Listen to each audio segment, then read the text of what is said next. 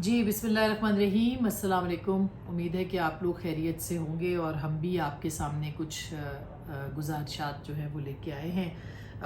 जो political situation इस वक्त पाकिस्तान की है, अब तो एक पार्लियामेंट वर्सेस अदलिया भी जो है वो उस लड़ाई का भी आगाज़ हो गया है। उसके लिए आज एक सेशन भी था जिसमें कि ख़ास करके शहबाज शरीफ साहब ने वो तमाम इक़दाम गिनवाए जिनके ऊपर सो मोटो नहीं लिया अदालत ने, और उसके ऊपर उन्होंने तनकीद की कि जानिबदारी का इल्ज़ाम लगाया कि अदलिया जो है वो जानिबदार है, उनका कानून इमरान खान के लिए अलग है और हमारे लिए अलग है, उनके फ़ैसले इमरान खान साहब के लिए अलग हैं, हमारे लिए अलग हैं। और फिर वो 190 मिलियन पाउंड जो आए थे, 50 अरब रुपए, उन्होंने कहा कि पाकिस्तानी रुपयों में बनते हैं, जो कि NCA ने रिकवर करके दिए थे मलिक रियाज से, वो वापस काबीना के फ़ैसले से वो जाते हैं कोर्ट के पास, और कोर्ट जो है वो आगे उसको डिस्ट्रीब्यूट करती है, वापस जो है वो उनको दे देती है। तो ये एक बहुत बड़ा स्कैंडल था जिसके ऊपर आज शहबाज शरीफ साहब ने जो है वो बात की, और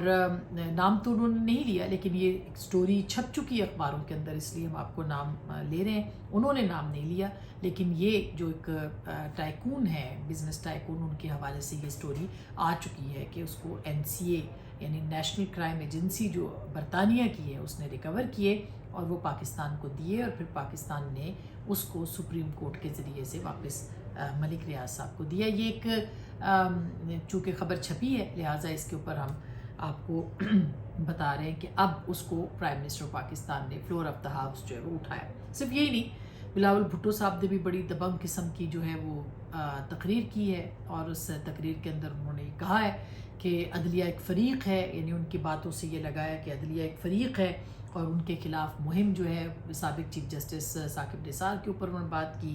उन्होंने ये कहा कि अब जुडिशल इस्लाहात की जाएंगी, और आज एक पार्लिमानी कमेटी भी इस्लाहात के लिए जो है वो बना दी गई है, और ये कहा जा रहा है कि जजेज़ ने अपनी जो इख्तियारात थे आइन के तहत उनसे तजावुज़ किया है।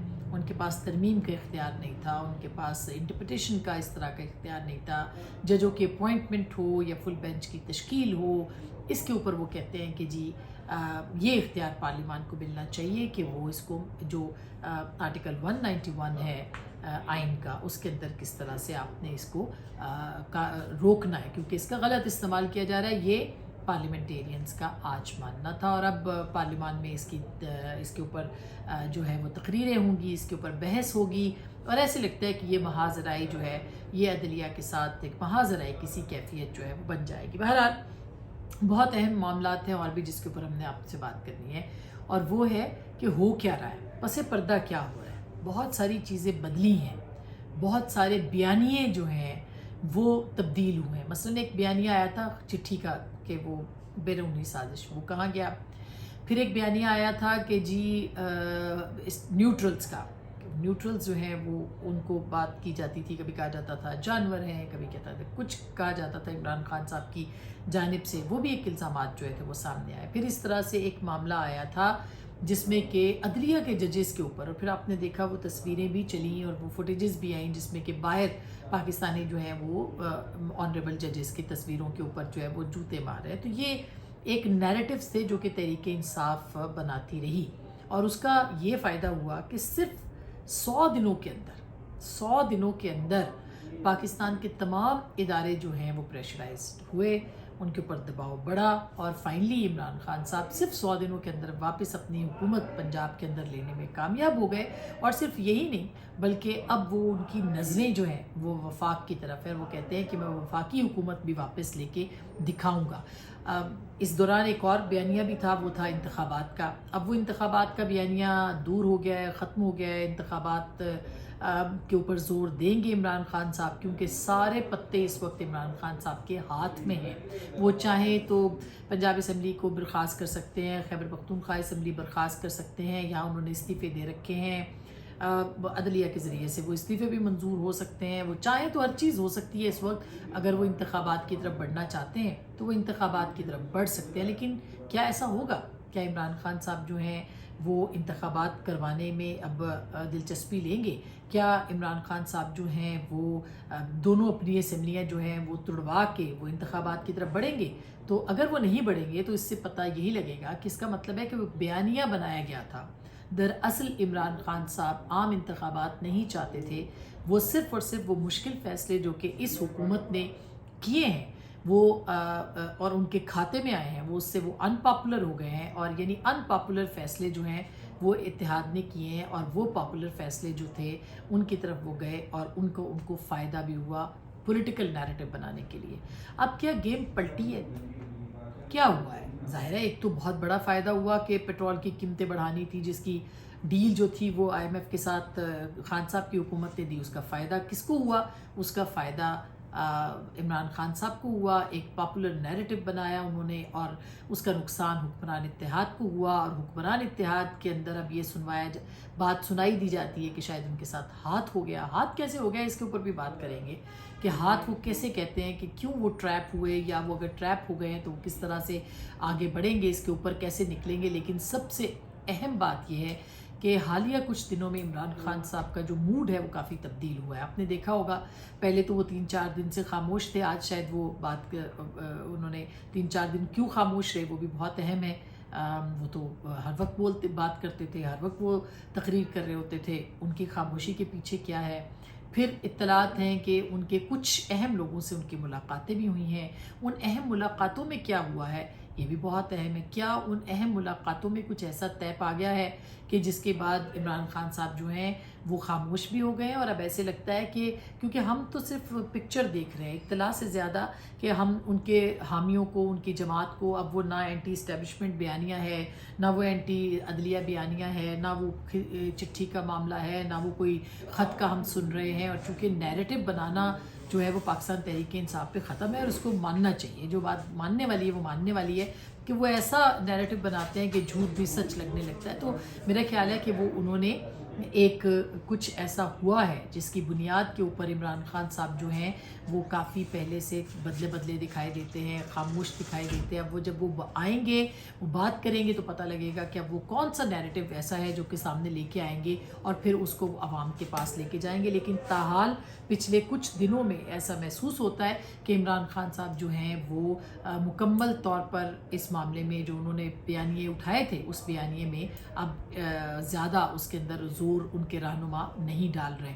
تو اس کا ایک تو وجہ یہ ہوگی کہ اب ان کے ہاتھ میں کارڈز ہیں، وہ پھر بھی حکومت انتخابات کی طرف لے جانا چاہیں تو لے جا سکتے ہیں، لیکن وہ نہیں لے جا رہے انتخابات کی طرف.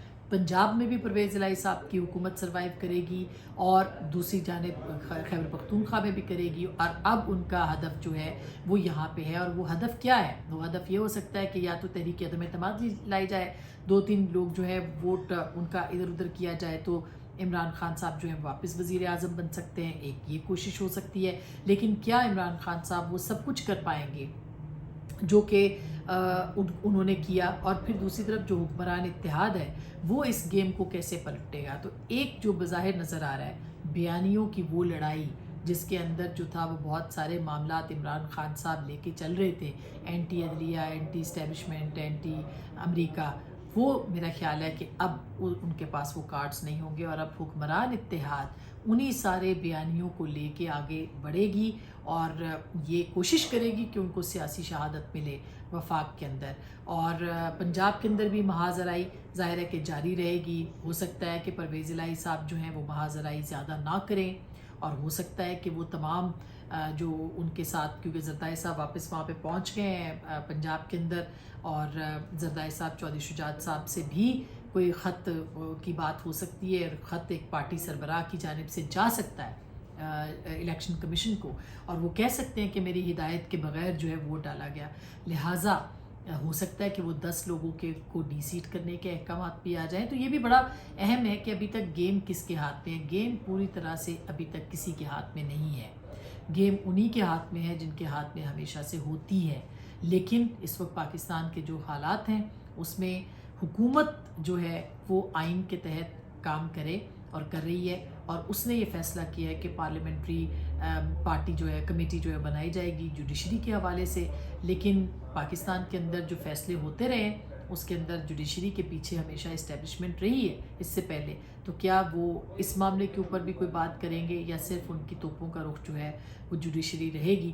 یہ بہت اہم ہے، اور اس کے ساتھ ساتھ یہ دیکھنا بھی اہم ہے کہ کیا جو جوڈیشری کے اندر معاملات مزید جو بڑھیں گے، یعنی ججوں کے اپوائنٹمنٹ کا معاملہ ہے جس میں کہ قاضی فائز عیسیٰ نے ایک لمبا طویل خط لکھا ہے، وہ بہت اہم خط ہے اگر ہم آپ کو بتائیں۔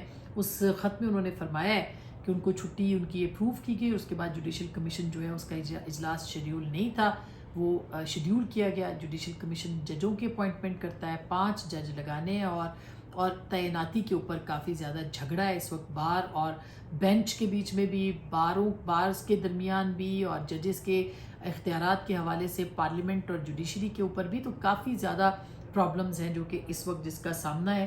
لیکن جو خط انہوں نے لکھا، میں تھوڑے سے آپ کو جلدی سے نکات اس پہ بتا دوں۔ انہوں نے کہا میرے بیرون ملک جانے کے بعد جوڈیشل کمیشن کے 2 اجلاس بلائے گئے، وہ اس کا حصہ ہے کمیشن کا بائی دا وے، اور ان کی چھٹی اپروو کی گئی، اور اس کے بعد 2 اجلاس بلائے گئے۔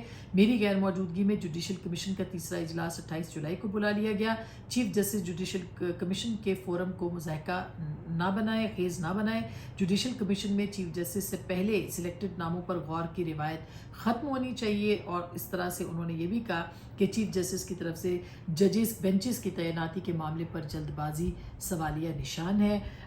واٹس ایپ پہ ہزاروں دستاویزات مجھے بھیجی گئیں، جن میں سے صرف 14 صفحات تک مجھے رسائی ملی جو پڑھے بھی نہیں جا سکتے تھے، اور اجلاس سے متعلق دستاویزات بھی ابھی تک نہیں بھیجی گئیں۔ انہوں نے یہ بھی کہا کہ جب چیف جسٹس چاہتے ہیں کہ 2347 دستاویزات ایک ہفتے میں اس کا جائزہ لیا جائے، چیف جسٹس ہائی کورٹ اور سینئر ججز کو بائی پاس کرنے سے پہلے نامزدگی کا طریقہ کار غور کیا جائے۔ اور اس کے علاوہ انہوں نے یہ کہا کہ چیف جسٹس آپ نے موسم گرما کی تعطیلات کا خود نوٹیفیکیشن کیا، اور جب وہ باہر آ گئے تو یہ کمیشن کا اجلاس جو ہے وہ بلایا، اور اگر چیف جسٹس اپنے اقدامات پہ ان کے بے معنی ہے تو خلاف ورزی کی بجائے ان کو واپس کرے، یہ بھی انہوں نے مطالبہ کیا۔ تو بہت سنگین خط ہے، بڑے سخت اعتراضات ہیں چیف جسٹس کے اوپر۔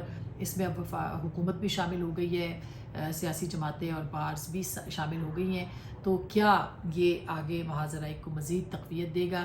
لیکن آپ نظر رکھیے بیانیوں کے اوپر، آپ کو سمجھ میں آ جائے گا کہ عمران خان صاحب کا بیانیہ جو ہے وہ اس وقت کہاں کھڑا ہے اور آنے والے دنوں میں کہاں کھڑا ہوگا۔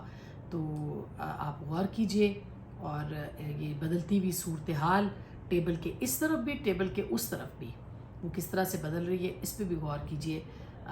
ہماری گفتگو آپ نے سنی ہے، تو اب سننے کا مزید آپ کو اگر ہے تو ہم آپ کو بتاتے رہیں گے، لیکن بہت بہت شکریہ اپریسیشن کا اور اس فیڈ بیک کا جو کہ آپ ہمیں دے رہے ہیں۔ اپنا بہت خیال رکھیے گا، اللہ نگہبان۔